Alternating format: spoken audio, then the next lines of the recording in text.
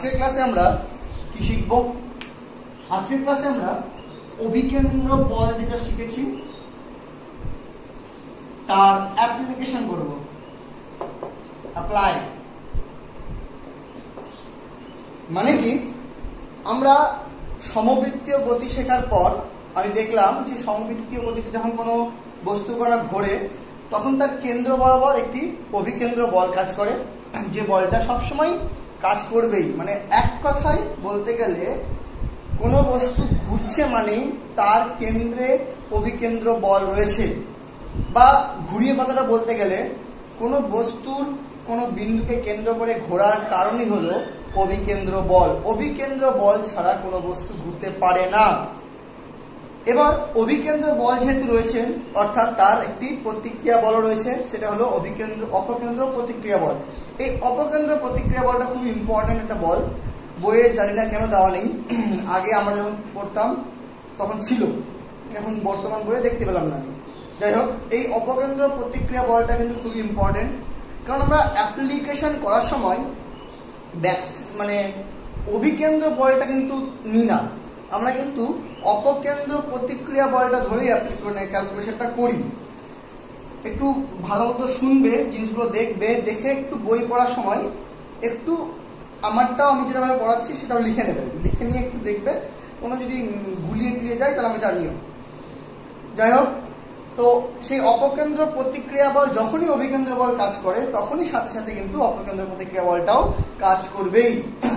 কিন্তু অপকেন্দ্র বলটা কিন্তু অন্য ধরনের বল, ওর সাথে অভিকেন্দ্র বল বা অপকেন্দ্র প্রতিক্রিয়া বলের কোনো সম্পর্ক নেই। যদিও ভ্যারোটা সেম, কিন্তু এই বলটা কিন্তু একদমই একটি অলিক বল, যেটা একমাত্র ঘূর্ণীয় নির্দেশতন্ত্রে কাজ করে, যেটা কোনো বাস্তব বল নয়।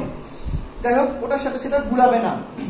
যাই হোক, আমরা এখানে অ্যাপ্লিকেশন করবো, মানে অ্যাপ্লিকেশন করা মানে কি, যে আমি এই অপকেন্দ্র বলটাকে, অপকেন্দ্র প্রতিক্রিয়া বলটাকে বা অভিকেন্দ্র বলকে কিভাবে কাজে লাগাতে পারি, মানে ওটা লাগে কিভাবে লাগে কাজে, সেটা হলো যখনই কোনো বস্তু বলো বা কোনো যানবাহন বলো বৃত্তপথে, মানে কোনো একটা আর্ক, পরিধি আর্ক মানে কি বলে, ছোট কি বলে বাংলাতে, গোটা বৃত্ত না হলেও বৃত্তের কোনো অংশ বরাবরই যদি ট্রাভেল করে, তাহলে কিন্তু ধরতেই পারি যে অংশে এখনো আছে, সাইকেল হোক বা গাড়ি হোক, সেই অংশটুকুটার হিসাবে এটা একটা বৃত্তপথে আসে। সে গোটাটা বৃত্তপথ নাও হতে পারে, কিন্তু এইটুকুটা যদি একটা আর্কের মতো হয় তাহলে ভাবতে পারি যে এই পথটার একটা সেন্টার আছে, মানে এই পথটা একটা বৃত্তপথের অংশ। অর্থাৎ এই পথে যখন কোনো যানবাহন চলবে তখন কিন্তু তার ওপর অবশ্যই একটা অভিকেন্দ্র বল থাকবে, এটা হলো মেইন কথা। এবং অভিকেন্দ্র বল থাকা মানেই তার মধ্যে কিন্তু একটা অপকেন্দ্র প্রতিক্রিয়া বলটাও থাকবে। এবার আমি একটা একটা করে অ্যাপ্লিকেশনগুলো বুঝাচ্ছি, মন দিয়ে দেখবে। প্রথমে আমি সাইকেল কি করে চালাবো বৃত্তপথে সেটা দেখাই। খেয়াল করে দেখবে, যখনই তোমরা কোনো বাঁকে ঘোরো বা কার্ভ পথে ঘোরো, নিজেকে অনেকটা ভূমির দিকে হেলিয়ে নাও, দেখবে কোণ করে নাও। কেন করো সেটাই হলো বলবো আপনাকে। মনে করো এই হলো রাস্তাটা, এটা রাস্তা, এবং এই হলো তোমার সাইকেল।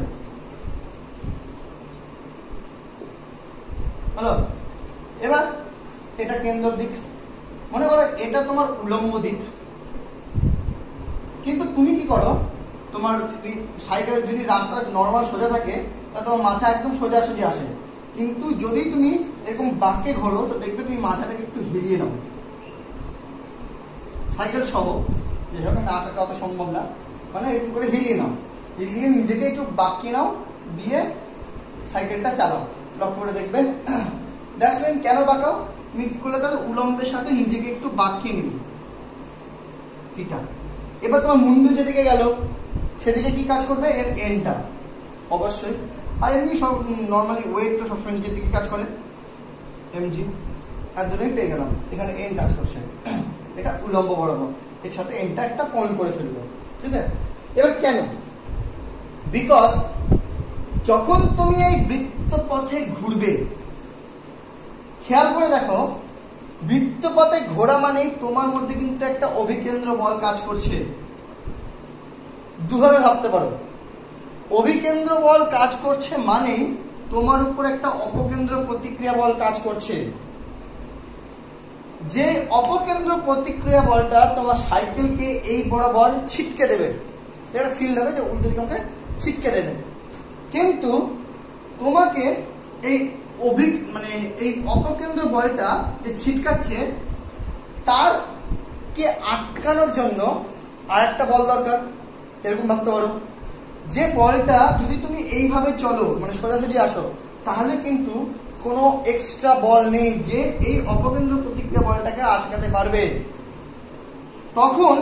আর যদি তুমি হেলে যাও তাহলে দেখো এই এন এর এই থিটা হলে এই পার্টটা হয়ে যায় এন কস থিটা, আর এই পার্টটা দেখো হয়ে যায় এন সাইন থিটা।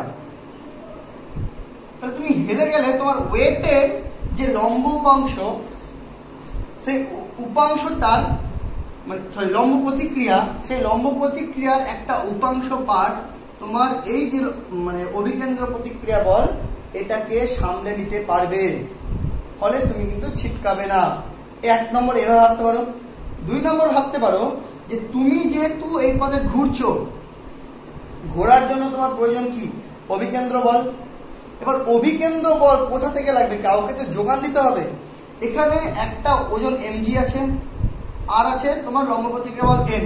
সেটা যদি এইভাবেই কাজ করতো তাহলে এক্সট্রা কোনো আর বল নেই যে তোমাকে যোগান দেবে।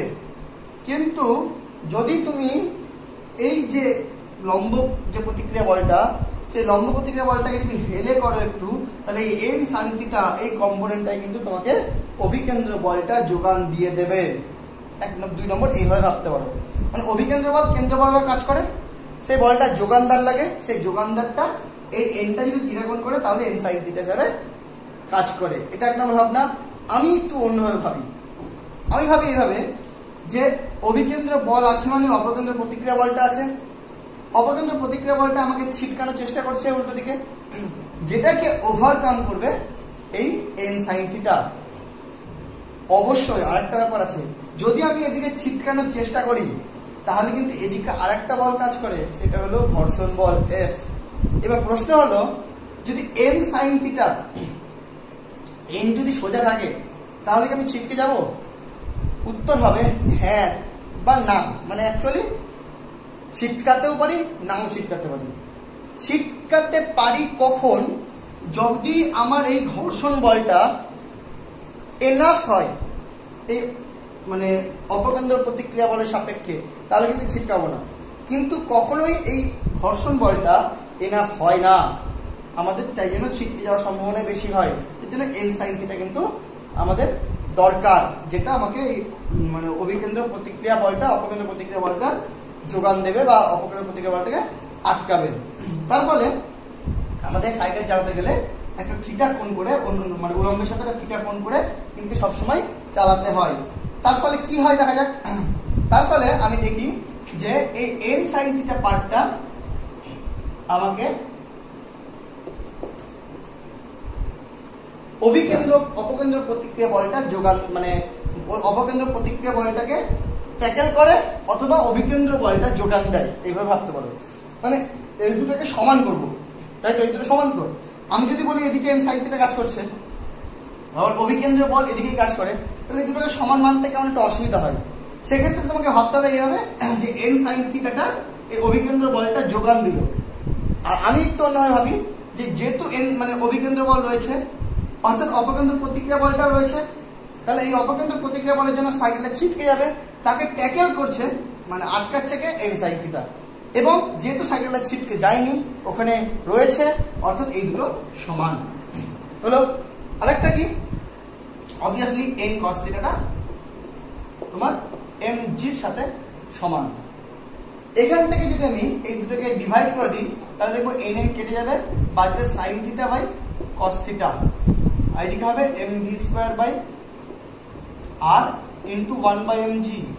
এম এম কেটে গেল, that is v square by R g, that is tan theta is equal to v square by R g, that is theta is equal to tan inverse v square by R g. তার মানে কি? V এর value আর এর value তো আমি জানি constant, জি এর value জানি কনস্ট্যান্ট, ভি এর ভ্যালুর উপর ডিপেন্ড করছে যে আমি কতটা হেলবো।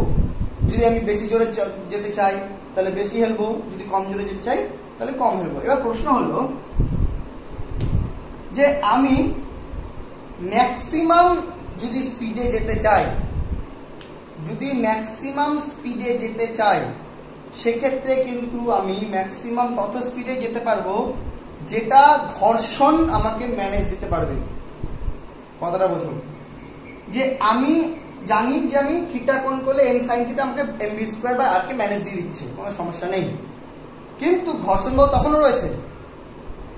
এইবার ঘর্ষণ বলের প্রয়োজন পড়ছে না, কারণ এন সাইন থিটা আমাকে এনাফ হয়ে যাচ্ছে। এবার যদি আমি স্পিড বাড়াই আস্তে আস্তে, তখন দেখবো এন সাইন থিটা তখন কিন্তু এনাফ হচ্ছে না, তখন কিন্তু ঘর্ষণ বল আমাকে লাগবে। এইবার তার থেকেও যদি স্পিড বাড়ায়, মানে ঘর্ষণ বলও যদি ম্যানেজ দিতে না পারে, তখন আর আটকানোর কোনো উপায় নেই, তুমি যতই হেলে যাও না কেন তুমি ছিতরে যাবে।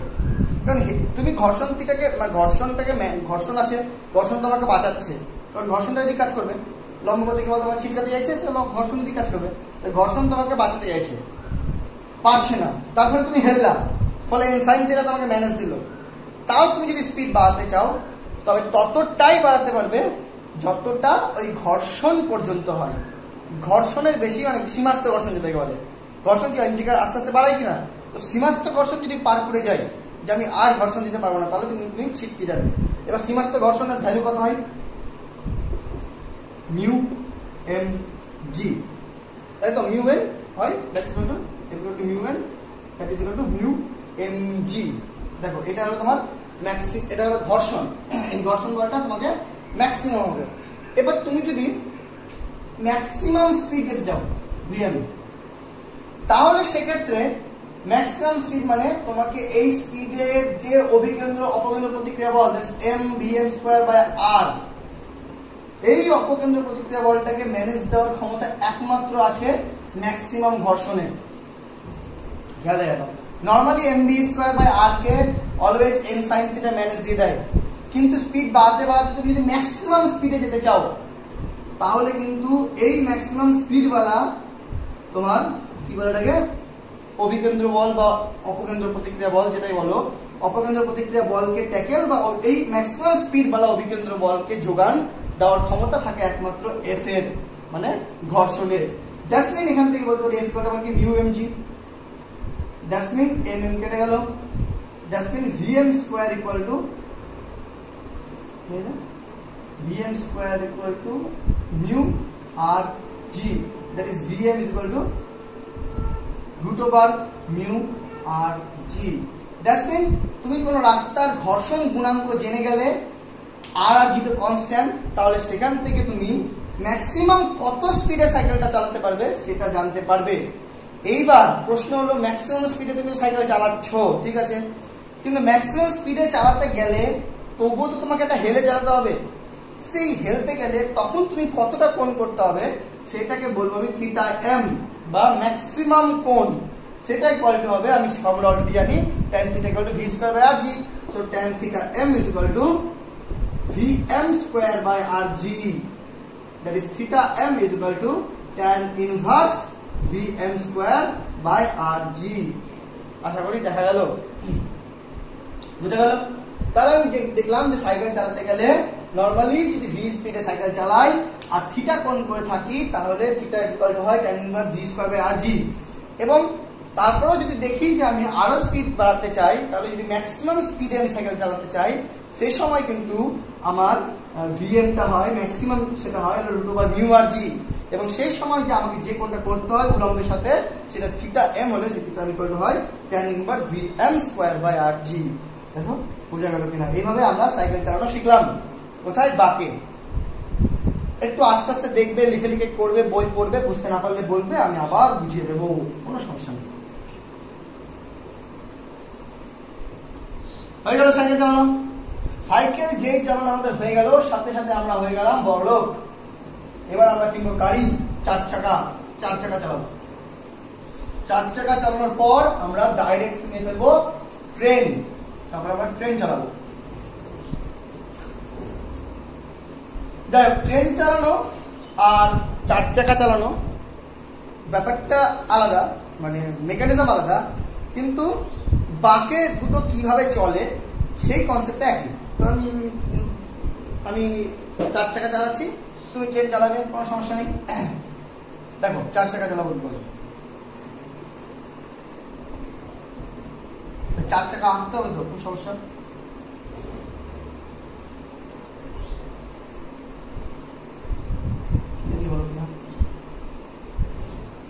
ধরো এটা 4 চাকা, এই যেখানে মানুষ বসে আছে, এটা হ্যান্ডেল আর এই চালাচ্ছে। এটা হলো তোমার 2050 4 চাকা, এই বছর আফ্রিকার না, বড় হোক।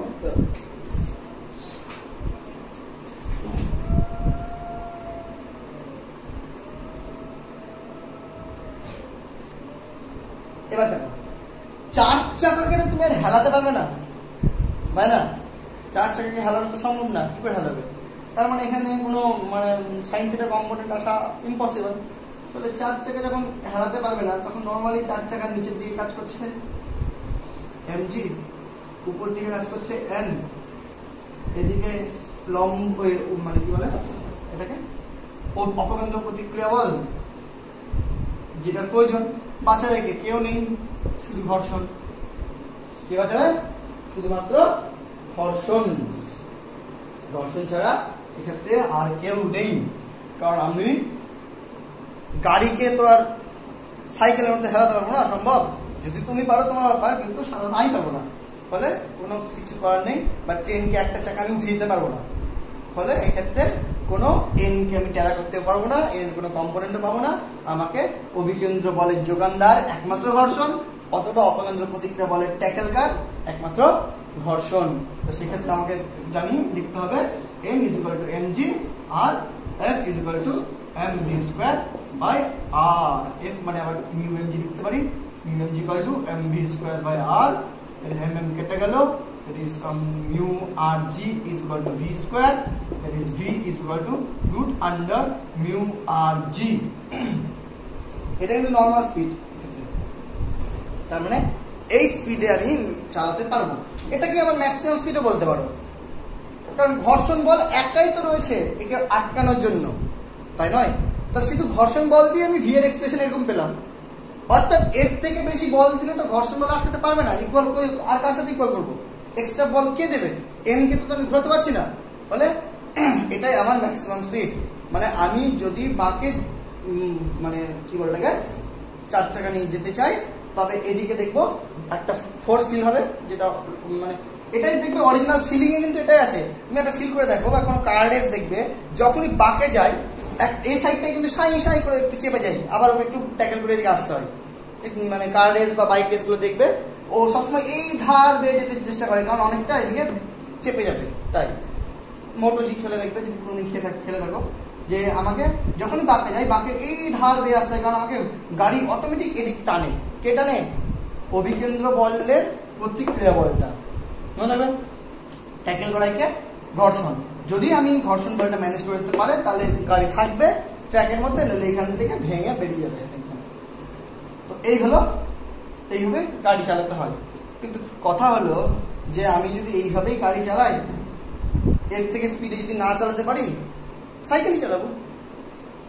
হিসাব যা বলছে এই রাস্তার ঘর্ষণ, যেটা সাইকেল চালালে পাল্টাবে তো না খুব একটা, কারণ সাইকেলের চাকার সাথে এই চাকার আর মাটি মিলে যে ঘর্ষণটা হয়, দুটো জিনিস মিলে হয় অ্যাকচুয়ালি ঘর্ষণটা। সেই ঘর্ষণটা যদি এফ হয়, খুব বেশি অল্প একটু কম বেশি হতে পারে। কিন্তু আমি যদি মানে নর্মালি এখান দিয়ে যেতে যাই, তারপরে যদি আমি মানে দেখি যে ঘর্ষণ বলটাই খালি একমাত্র আমাকে mv²/r মানে অভিকেন্দ্র প্রতিক্রিয়া বলে অপকেন্দ্র প্রতিক্রিয়া বলটা যোগান দেয়, তাহলে আমার তার থেকে সাইকেল চালানোই ভালো। তাহলে আমি আরো স্পিডে যদি গাড়ি চালাতে চাই, তাহলে একটাই উপায়, এই একটা চাকাকে আমাকে উঠিয়ে দিতে হবে। এবার দেখো তুমি পারবে কিনা ওঠাতে। যদি ওঠাতে না পারো, আমি তো ওঠাতে পারবো না, সেই জন্য আমি অন্য একটা ব্যবস্থা নিয়েছি। অ্যাকচুয়ালি আমি নিইনি, বয়ে নিয়েছে। কি ব্যবস্থা নিয়েছে? ও চাকা তো উঠাতে পারবে না, সেই জন্য কি করেছে, চাকা না উঠিয়ে এই পাশে রাস্তাটাকে উঠিয়ে দিয়েছে। এই রাস্তাটাকে বের করে দিয়েছে। দেখো বুঝতে পারবেন না, মানে এই পাশে রাস্তাটাকে উঁচু করে দিয়েছে, পাশে রাস্তাটাকে নিচু করে দিয়েছে, ফলে অটোমেটিক গাড়িটা এখানে চলে আসলো। মানে ফলে অটোমেটিক গাড়িটার এন্ডটা এদিক চলে গেল, কিন্তু ওজন তো সবসময় নিচের দিকে কাজ করবে। দেখ কথাটা বুঝলে? সাইকেলটাকে আমি হেলিয়ে দিলাম, ভেরি গুড, কিন্তু গাড়িকে তো হেলাতে পারবো না। এবার গাড়িকে না হেলিয়ে আমি কি করলাম, রাস্তাটাকে হেলিয়ে দিলাম। রাস্তাটা তৈরি করার সময় বাঁকের মুখে এমন করে তৈরি করলাম যার এক পাশটা নিচু আর এক পাশটা উঁচু করে দিলাম। তার ফলে কি এন্ডটা একটু সরে গেল, আর যেই এন্ড সরে গেল তখন এই ঘর্ষণ বলের সাথে নতুন চলে এলো এন সাইন থিটা। ফলে আমি একটা উজ্জ্বল আলো দেখতে পেলাম যে আমি এর থেকে স্পিড এবার বাড়াতে পারবো। তাহলে বোঝা গেল কিনা? তাহলে আমি দেখলাম যে এই রাস্তাটাকে একই কনসেপ্ট, ট্রেন চালানোর সময় ট্রেনের যে ট্র্যাক গুলো হয় বাঁকের মুখে একটা ট্র্যাককে উঁচু করে দেওয়া হয়। কেন উঁচু করে দেওয়া হয়? তাহলে ট্রেনটা পড়ে যাবে না, নইলে যদি বাইচান্স কোনো কারণে ঘর্ষণের থেকে কম বেশি হয়ে যায় ট্রেনটা পড়ে যাওয়ার একটা সম্ভাবনা থাকে, স্পিড যদি বেশি হয় বাইচান্স, সেই জন্য। এবার হ্যাঁ, একটা কথা খেয়াল রাখবে যে এইটা দেওয়ার পরও এইটা আর এইটা যোগ করে যখন আমাকে এটা ম্যানেজ দেবে তখনকার যে ভিটা, সেই ভিটা কিন্তু ম্যাক্সিমাম, আর কেউ নেই। কিন্তু প্রথমে ঘর্ষণটা mv²/r, মানে আমাকে উল্টো দিকে ছিটকে যাওয়া লম্ব অপকেন্দ্র প্রতিক্রিয়া বলে যোগান দিচ্ছিল। আমি আরেকটি স্পিড বাড়ানোর জন্য আমি এন করে দিলাম, এনটাকে ট্যারা করে দিলাম, রাস্তা ট্যারা করে এন সাইন থিটা পেয়ে গেলাম। ফলে আমি একে ট্যাকেল করার আরেকজন হেল্পার পেলাম, স্পিডকে আরেকটু স্পিড বাড়িয়ে দিলাম, mv²/r কে বাড়িয়ে দিলাম। মান কন্ট্রোলে কি আছে? এম আর আর তো কন্ট্রোলে নেই, ভি আছে, ভি বাড়িয়ে দিলাম। এইবার যে ভিটা বাড়ালাম, বাড়িয়ে যে ভি এম হলো, দ্যাট ইজ ভি ম্যাক্সিমাম। এর বেশিও যদি স্পিড করতে চাই আরো লোক লাগবে, এদিকে আটকানো, আর লোক কোথায় পাবো? আর লোক তো নাই। সো এইখানেই যে ভিএমটা হবে সেটাই ম্যাক্সিমাম ভেলোসিটি।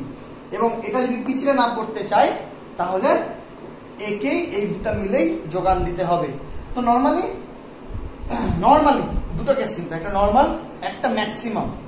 নর্মালি যদি আমি ভি মানে অ্যাঙ্গেলটা দেখতে চাই তাহলে আমি বলবো এন সাইন থিটাটা আমাকে ম্যানেজ দিচ্ছে mv²/r। এটা কিন্তু নর্মাল, এফ এর দরকারই নেই সেই সময়। আমি কারণ যদি ব্যাংকিং করেই দিই, করে আমি একটা স্পিডে চালাচ্ছি, এটা কিন্তু ম্যাক্সিমাম স্পিড না, নর্মাল একটা স্পিড, তখন এন সাইন থিটাই খালি mv²/r কে ম্যানেজ দিচ্ছে। এবং এন কস থিটাটা কি দিচ্ছে? এন কস থিটা ম্যানেজ দিচ্ছে mg কে। তো সেখান থেকে থিটা ইকুয়াল টু একই হবে, সেটা হবে tan ইনভার্স v²/rg, আগের মতোই। এটা কিন্তু একটা কেস নর্মাল। কিন্তু আমি যদি আবার সেই ম্যাক্সিমাম স্পিডে চালাতে চাই, তারপরেও যদি পিছলে না পড়তে চাই, তাহলে সেক্ষেত্রে কিন্তু আমাকে এফটাও অ্যাড করতে হবে এন সাইন থিটার সাথে। এবার কিন্তু এফটা এন সাইন থিটার সাথে অ্যাড হবে, ঠিক আছে? কারণ এফ অলরেডি ছিল, এন সাইন থিটা আমি জোর করে রাস্তা দিয়ে বানালাম। তো সেক্ষেত্রে এবার আমরা যেটা করবো সেটা হলো পিছলে না পড়ার জন্য শর্ত। পিছলে না পড়ার শর্ত মানে পিছলে যদি না পড়তে চাই সেই অবস্থাতেও আমি কত জোরে গাড়ি চালাতে পারবো। দেখো বন্ধুরা, আচ্ছা আরেকটা হবে, রাস্তা দেখলাম মানে tan থিটা ইকুয়াল টু হলো tan ইনভার্স v²/r, এটা একটা পেলাম।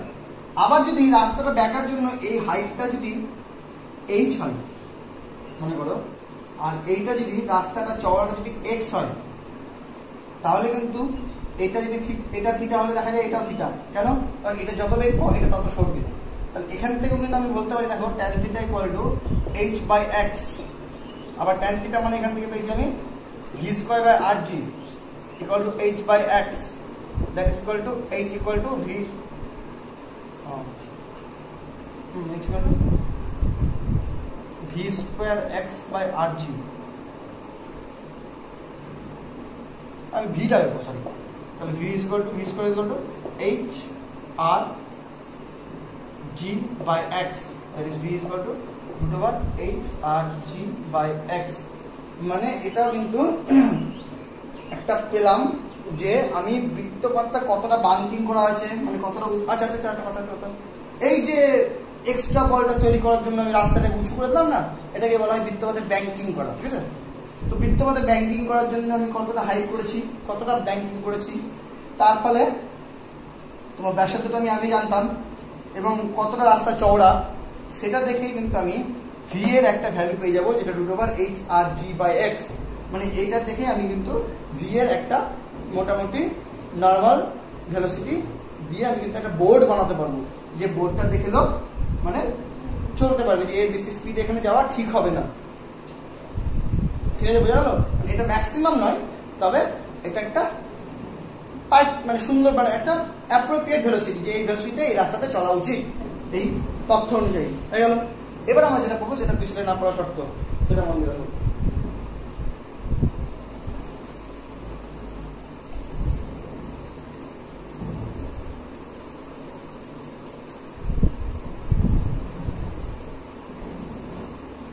ছবিটা তো দিলাম।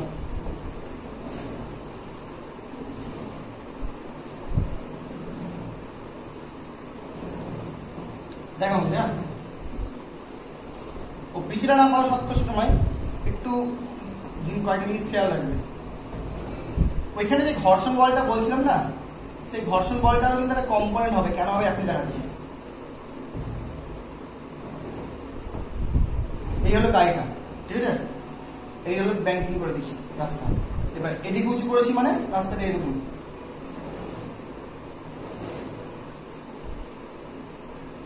বুঝতে পারছো?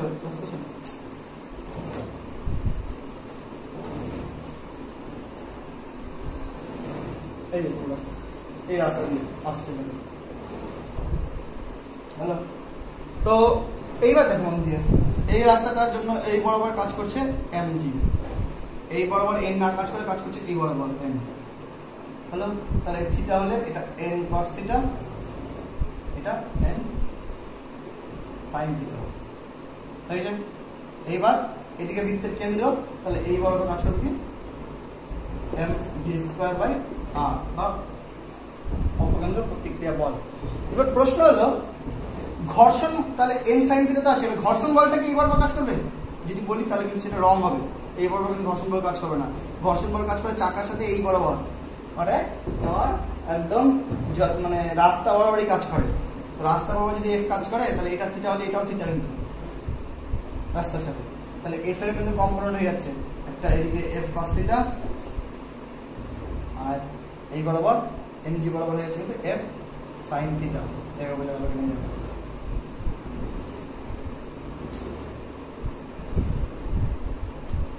ছবিটা বইয়ে খুব সুন্দর করে দেওয়া আছে, আমি আঁকতে একটু অসুবিধা হচ্ছে।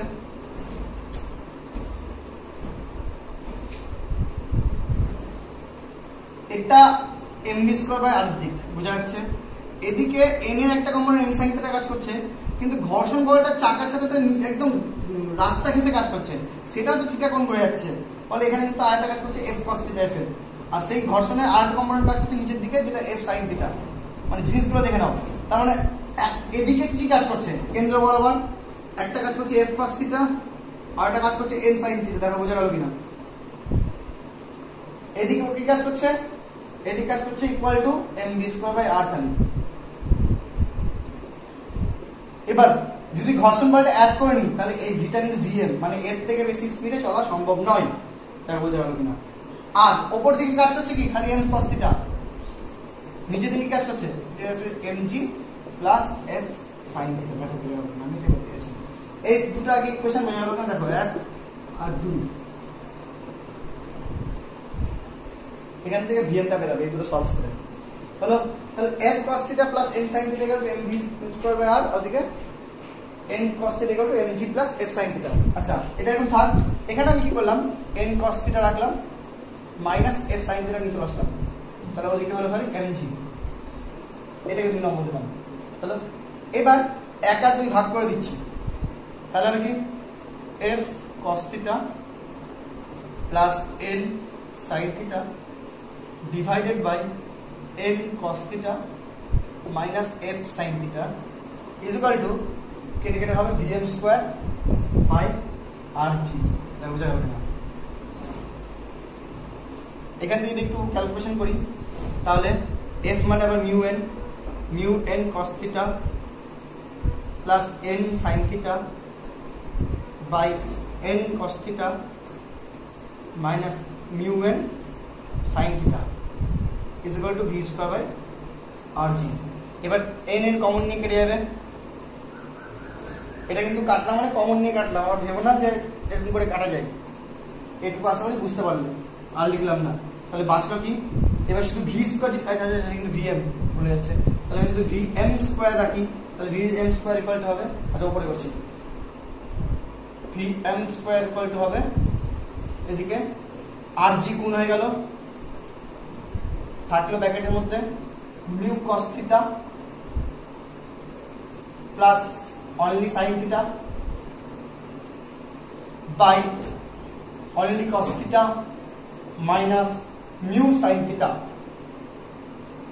দেখো therefore vm is equal to বড় bracket R G mu cos theta plus sine theta by cos theta minus mu sine theta to the power half.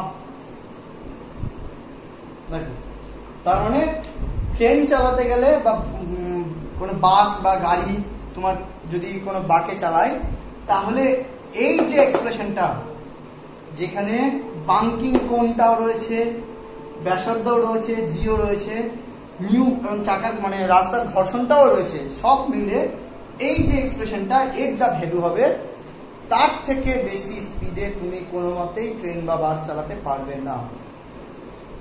দেখো নইলে কিন্তু বাস বা ট্রেন পিছলে যাবে বা ছিটকে যাবে রাস্তা দিয়ে থেকে, ট্র্যাক থেকে। Thank you.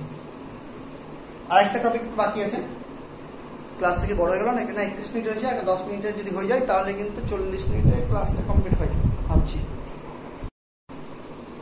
লাস্ট টপিকটা পড়িয়ে দিই, নইলে বেকার চ্যাপ্টারটা আধখাচড়া থেকে যাবে। সেটা হলো পৃথিবীর আহ্নিক গতির জন্য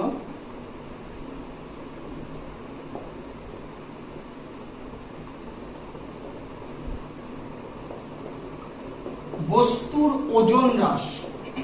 এটা একটা ব্যাপার, দেখো খুব সিম্পল একটা ব্যাপার। ব্যাপারটা হলো আমরা জানি পৃথিবীর কেন্দ্র বরাবর যে বল দ্বারা আমাদেরকে টানা পৃথিবী তাকেই বলা হয় অভিকর্ষ বল, এবং সেটাই আমাদের ওজন, এটা আমরা জানি।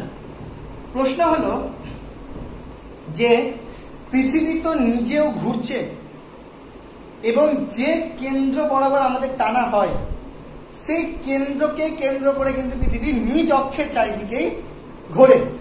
তাহলে পৃথিবী যদি এটা হয় আর এটা যদি তার অক্ষ হয়, তাহলে এটা মেরু অঞ্চল, north pole south pole side, আর এটা নিরক্ষীয় অঞ্চল, এটা আমরা জানি। এর ব্যাপারটা এই অক্ষকে ধরে নিলে, এই অক্ষ ধরে পৃথিবীও তো ঘুরছে, অর্থাৎ পৃথিবীর উপরে থাকা যে কোনো বস্তু সে যেখানে থাক না কেন, সে যখন ঘুরছে অর্থাৎ তার উপরও কিন্তু একটা অভিকেন্দ্র বল কাজ করছে, এবং যদি তার উপর অভিকেন্দ্র বল কাজ করে তাহলে তার উপর অপকেন্দ্র প্রতিক্রিয়া বলও কাজ করছে, যেটা কেন্দ্র থেকে বাইরের দিকে। এবার কেন্দ্র বরাবর কি কাজ করে? ওজন।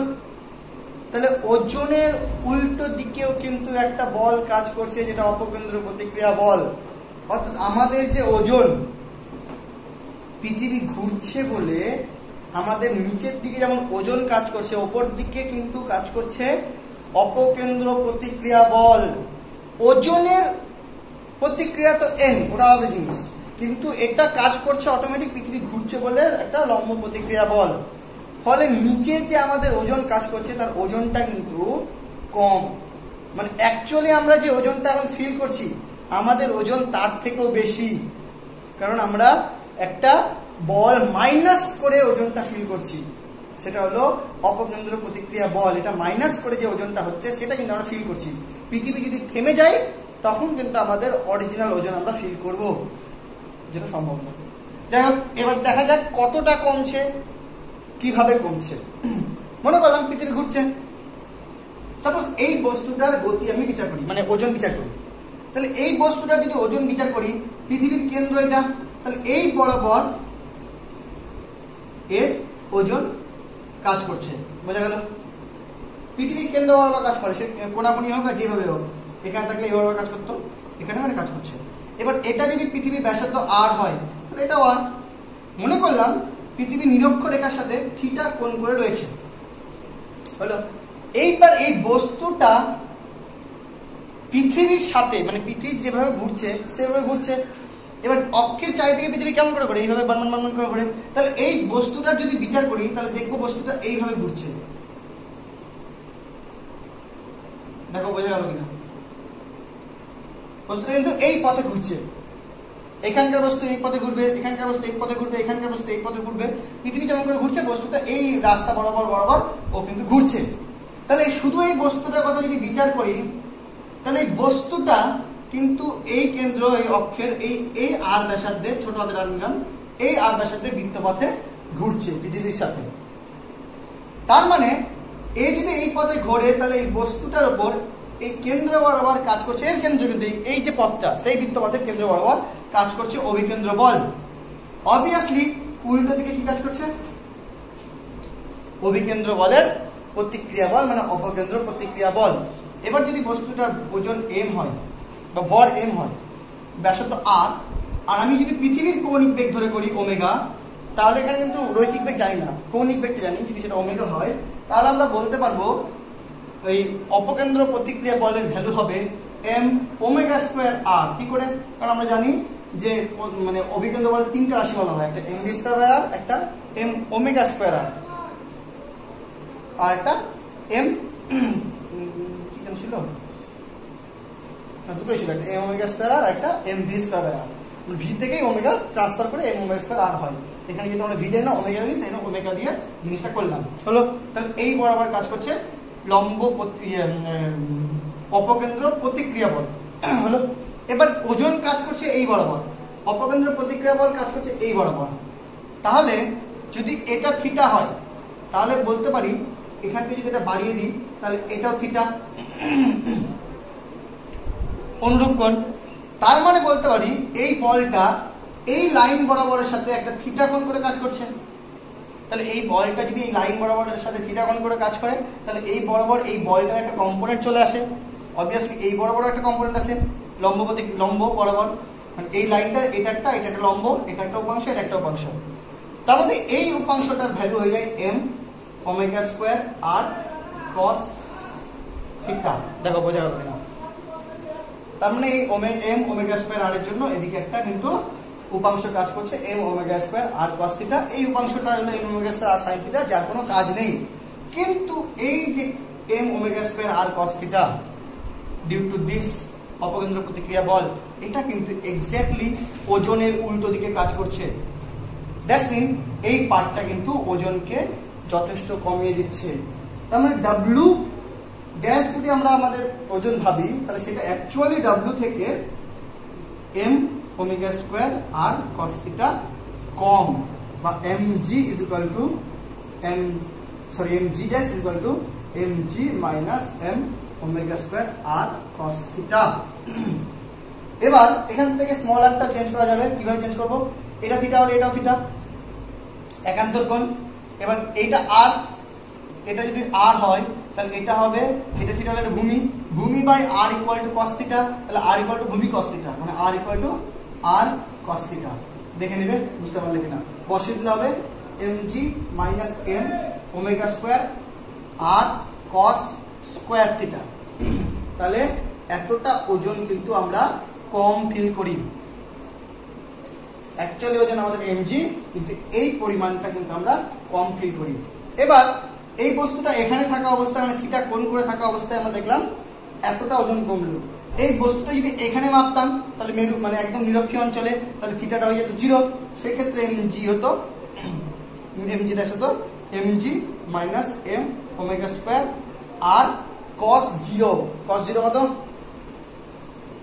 cos 0 হলো 1।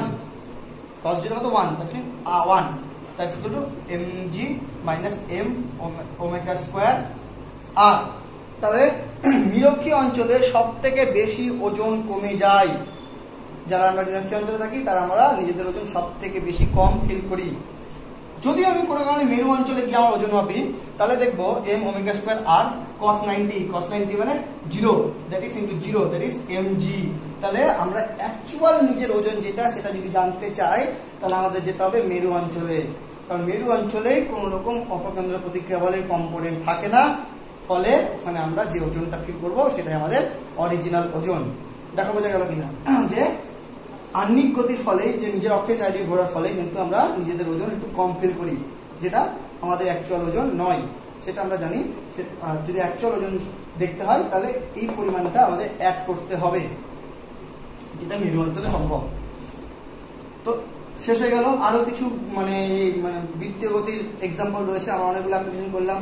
তারপরে যে কি বলবো, ওই কোনো কি মেশিন হয় না, সেন্ট্রিফিউজ মেশিন, যেখানে কাপড় টাপড় বোধহয় শুকায়, ওর মধ্যে বান বান বান করে ঘুরলে, বা কাপড় কাচারি মেশিন ধরো যেটা, সেখানে কিন্তু বান বান করে ঘোরে, তারপরে কি হয়, অপকেন্দ্র প্রতিক্রিয়া বলের জন্য সব কিছু জায়গায় কিন্তু অভিকেন্দ্র বলের থেকে অপকেন্দ্র প্রতিক্রিয়া বলটা বেশি অ্যাপ্লিকেবল। তো এই অপকেন্দ্র প্রতিক্রিয়া বলের জন্য নোংরাগুলো ছুটে বেরিয়ে যায় বাইরে, বুঝে গেল? এবং বেরিয়ে যাওয়ার পর সেটা আবার জলের সাথে ডিজলভ হয়ে যায়। তো এইভাবে কিন্তু কাজ করে সেটা আমাদের এই অভিকেন্দ্র বল এবং তার অপকেন্দ্র প্রতিক্রিয়া বলটা আমাদের অনেক কাজে লাগে। চ্যাপ্টারটি শেষ হলো, পরের ক্লাসে আমরা অঙ্ক করাবো, আর নেক্সট চ্যাপ্টার পড়াবো, সেটা হলো তোমার মহাকর্ষ।